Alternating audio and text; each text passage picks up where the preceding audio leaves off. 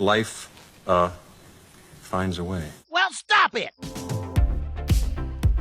Hey, welcome back to ScreenCrush. I'm Ryan Airy, and I want to talk about the Jurassic Park franchise and how the studio has wasted one of the all-time greatest premises in blockbuster franchise history. Sadly, I think this sprawling story is going to end up like the Jaws franchise. So I'm going to talk about what works in these movies, point out some hidden details maybe you never noticed, and then tell you how Jurassic World Rebirth might actually show the way forward for this franchise. So light spoilers are ahead for Jurassic Park. First, let's talk about why this franchise worked so well. Dinosaurs. Well, not just dinosaurs. The first movie worked so well because of character and theme. The book by Michael Crichton was a reimagining of his screenplay for Westworld, but instead of robots going amok and killing tourists, it was dinosaurs. The novel is steeped in science and chaos theory, and it's a lot darker than the movie that Spielberg gave us. But what Spielberg really sells is the wonder that these creatures create. It's a dinosaur. The movie's theme is, of course, about technology versus nature. John Hammond is a modern Dr. Frankenstein trying to take power away from God and control life. But Life finds a way. all through the film, technology fails and nature thrives. But that alone doesn't make for a good movie. Hell, that's the premise of THX 1138, a super boring sci-fi movie. Jurassic Park works because the existence of dinosaurs is tied to actual character growth and people that we come to care about. The movie is perfectly cast. In fact, originally they wanted Harrison Ford for Alan Grant, which I think would have tanked the movie. Everybody in this film feels like an ordinary person. Only Ian Malcolm, the rock star chaotician, stands out as somebody who you would see at a Hollywood party. Alan Grant, in particular, for instance, doesn't like kids. He gleefully traumatizes this little brat in the film's opening. He slashes at you here. So his journey is to learn to be a nurturer and to appreciate things that are alive and not just things that are dead. And Ellie's moral center drives the movie as she eventually convinces John and the audience that the park needs to be shut down. You never had control. That's the illusion. But I made a mistake too. I didn't have enough respect for that power, and it's out now. This reliance on character over spectacle has been missing from almost every Jurassic Park movie. In fact, Jurassic Park Rebirth almost had it. It was almost perfect, but I'll explain later why it fell short for me. Now, Spielberg movies don't usually lend themselves to sequels. They did make 3 sequels to Jaws without Spielberg before Universal finally realized that you can't make a Spielberg sequel without Spielberg himself. That's also why we never got that weird proposed movie that showed us E.T.'s home planet. In fact, if you want to see something that strange, you have to go on the Universal Studios E.T. ride. Now, Spielberg did direct the sequels to Indiana Jones until Dial of Destiny, which frankly is better than the last Indiana Jones movie that Spielberg directed. So it's important to note that it was a big deal when Spielberg directed The Lost World Jurassic Park. Now, this is based on a Michael Crichton book, which I suspect was written just so they could turn it into a movie. Spielberg said that the reason he directed it was because he wanted to film the T-Rex rampaging in San Diego because it sounded fun. And he's not wrong. The T-Rex sequence in the third act gave us a tease for what the Jurassic World franchise could have been. But like the first film, Lost World returns us to the status quo. It was important that dinosaurs always feel like they exist in our actual world, so they always had to be confined to a remote island. And that is the major problem for this franchise. You have to keep finding a reason for people to go back to the island. I think Jurassic Park 3 is underrated. It's the only film in the franchise to get a positive review from Roger Ebert. And the visual effects evolved to give us more dinosaurs. And there's also some great character work in there by Sam Neill and William H. Macy. But it was still more of the same. We still had to find a reason to go back to the island. And so briefly, they had a really weird plan. We actually made a video about this in the past, but there is a Jurassic 4 script that you can read on the internet that is totally bananas. It had the military using DNA technology to combine dino and human DNA and then turn them into soldiers led by a Special Forces commando. In fact, here is a design for what the dinosaurs would have looked like, and they would have even been able to speak. Alan.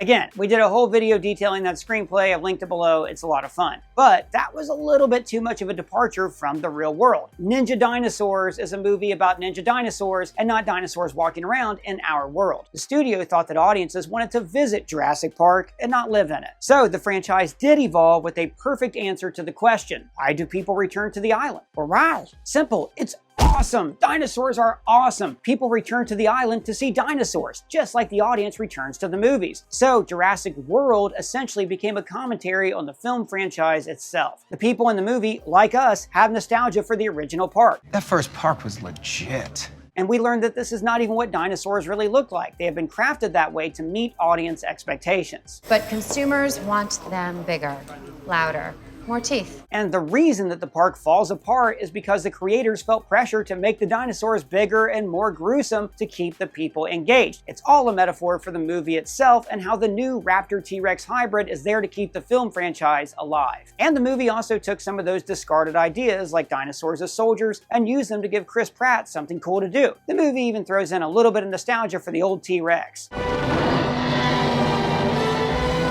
And I like how we all act like, oh wow, that T-Rex is still alive, when it was a robot the entire time. So Jurassic World had an interesting commentary, some charming leads, and lots of people getting eaten. But at the end of the movie, the dinosaurs are still trapped on the island, so the franchise could theoretically go anywhere. In Fallen Kingdom, Bryce Dallas Howard has now become a dino rights advocate who insists that they save the animals from the erupting volcano. So this is yet another excuse to go back to the island. But this movie is the first real attempt to expand this franchise. It actually stops to say, hey wait, what would it be like if this technology existed? How would this affect other parts of the world, other people's lives? So we got a clone daughter, rich people bidding for the rights to use dinosaur soldiers, and the movie ends with the biggest upset of the franchise. Dinosaurs are loose on the rest of the world, which by the way technically happens at the end of Jurassic Park 3 when we see the pterodactyls flying away, but let's just ignore that for now. And this takes me to how they completely wasted the premise of this franchise. Now, when I say to you, dinosaurs are loose upon the earth, I bet your imagination runs wild, doesn't it? Boy, it sure does. Right? You can picture the military strafe-bombing herds of dinosaurs, or wolf packs hunting a triceratops in the forest. I'm sure there would be hunters who would be hired to kill dinosaurs on land and sea, like Quint in Jaws. You're gonna need a bigger boat. Or, like Fallen Kingdom implies, do the uber-rich use them for amusement? Is it like Squid Game, but they watch poor people get eaten by dinosaurs? The Jurassic franchise could have become like Star Wars. Like right now, in Star Wars, filmmakers can pitch various movies or shows set in this universe, and they can be completely different genres of stories. But instead of creating a series of fun anthology films that explore different characters in this world, they decided that this movie should be a trilogy, and they wrapped it up as fast as possible. Jurassic World Dominion is easily my least favorite film in the franchise and the biggest disappointment. The world, it turns out, adjusts pretty well to living with dinosaurs, but the real problem are these darn insects. Wait, dino bugs? What, do they eat people or something? No, but they eat our food. So characters spend the entire movie working out how to kill big locusts. Oh, I thought they was gonna kill dinosaurs. Oh, jeez. Right? And Dominion was also disappointing because they reunited the original cast, and it's not even really a big deal. But the movie still ends with dinosaurs sharing the Earth with humans. So you think there would be a fun new idea for the next one. And this brings me to Jurassic World Rebirth. If you haven't seen it, spoilers are ahead. It's not the worst Jurassic Park film, but it's definitely one of the most disappointing. When the movie begins, dinosaurs are no longer seen as majestic. They're a nuisance. One of them causes a traffic jam in Dumbo. Now, you can say this is another meta commentary. Maybe the studio thought that people were bored with dinosaurs, so they should acknowledge that, in order to keep the movie reflecting the real world. But the thing is,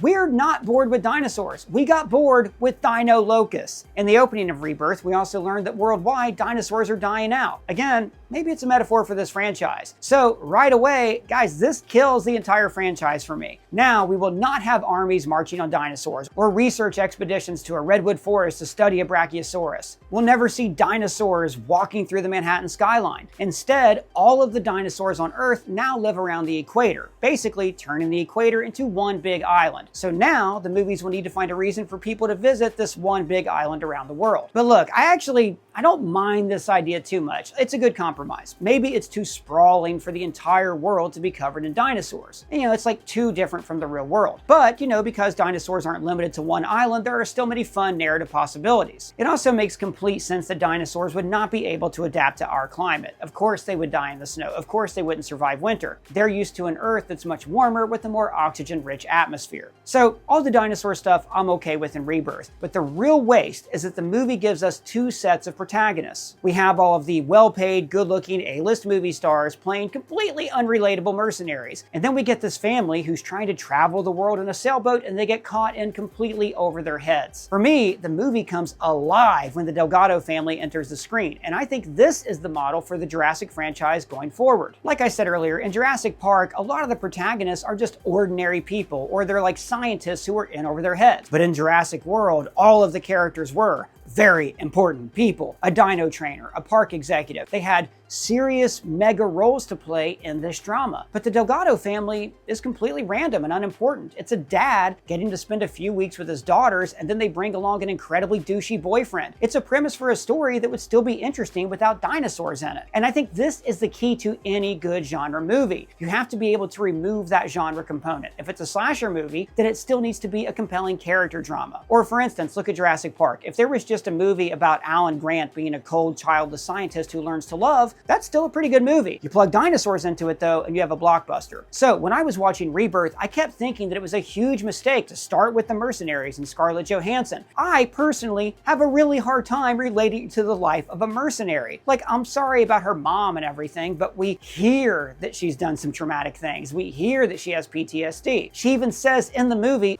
"Can I ask what was bothering you?"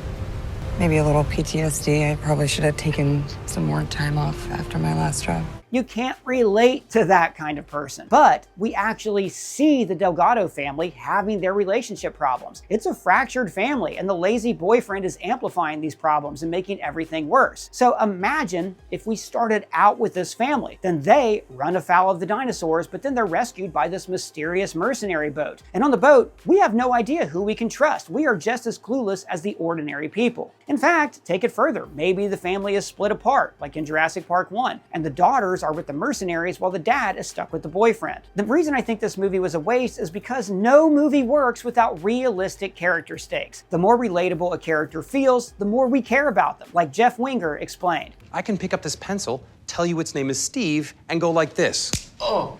And part of you dies. But because we know who the mercenaries are the entire time, we always know that they're going to do the right thing. Like, as soon as the scientist tells ScarJo that they could open source the data, you know that she's going to do the right thing because, we already know who she is. She's got that whole backstory with her mom. But had the Delgados been the protagonists, there would have actually been some suspense at the end of the film. We wouldn't have known if Scarlett Johansson's character valued money or human life. And briefly, can I just throw in, stop making weird dino hybrids. They look dumb. Like, there was more suspense in that T-Rex raft scene in this movie than the whole climax with the baby-headed T-Rex thing. Although, I do gotta praise how great Gareth Edwards is with scale and action. That helicopter shot in the fog was magnificent. Yeah, but that just means this was a bad movie. Why was it a waste of the franchise? Well, because this movie could have set a new precedent. Jurassic Park stories about ordinary people and not about characters. The reason Alan Grant works is because he's a person, but Harrison Ford in the role would have turned him into a movie character. Jurassic Park was filled with people and Jurassic World was filled with characters. In other words, if you want me to be scared that someone is going to be eaten by a dinosaur, then I need to believe that they are an ordinary, vulnerable human and not an invincible movie star. That said, I'm gonna keep watching these movies. I love Jurassic Park and I love dinosaurs. I just think that the action is really only effective when we can see a little bit of ourselves up on screen. But what do you guys think about the direction of the Jurassic Park franchise? Which Jurassic Park movie is your favorite? Let me know down in the comments below or at me on Twitter, Blue Sky Threads, or on our free to join Discord server. And if it's your first time here, please subscribe, smash that bell for alerts. For ScreenCrush, I'm Ryan Airy.